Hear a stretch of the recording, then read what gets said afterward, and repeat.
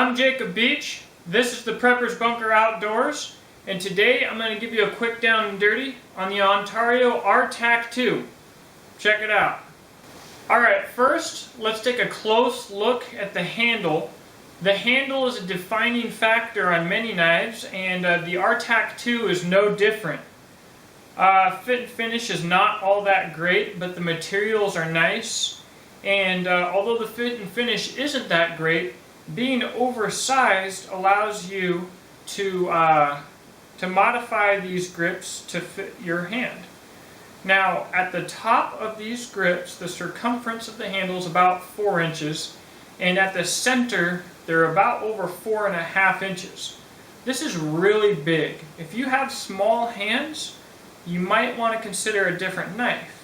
What is nice is that the shape of the handle and the size of the handle hides the weight and size of the blade very nice, making it feel much smaller and much more nimble.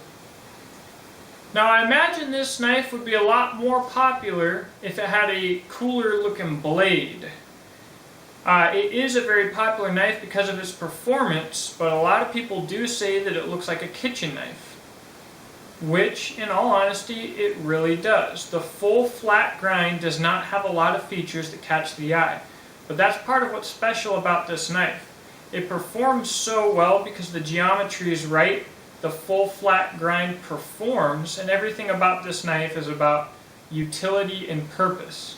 It works very, very well. It might not be the prettiest, but I don't think it's a bad looking knife, and it works. If you have been following along with the channel, you'll see that I did a comparison between this, the BK9, the Ontario SP5 and SP10, and a kukri. And this knife tied for first place.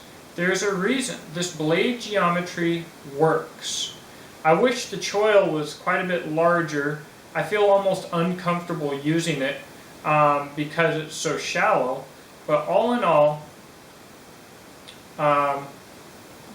the handle and blade work very well together. So let's talk about some of the strengths and weaknesses of this knife. Some strengths: this knife is definitely very good at chopping. It's good at batoning. It can do small detailed chores. It's really good at almost everything, and it's a very strong, well-made blade.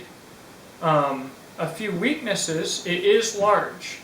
It hides its size and weight very well in hand, but on hip or after a long day, it's hard to hide a knife's size when the blade's over 10 inches long and it weighs over 1.5 pounds, and it will ride, it is pretty long on your belt. With that being said, I don't see this knife as being perfectly suited for going out and making marshmallow sticks with the family. This knife is suited to going out and camping and getting pretty serious. It'll do almost anything, but it is a hard use knife. It lives up to its reputation. The 5160 is strong. It's a pleasure to use. It didn't bother my hands much. This is a great knife, a great buy. You can find it for well under $100 if you look hard enough, but even above $100, this is a great knife.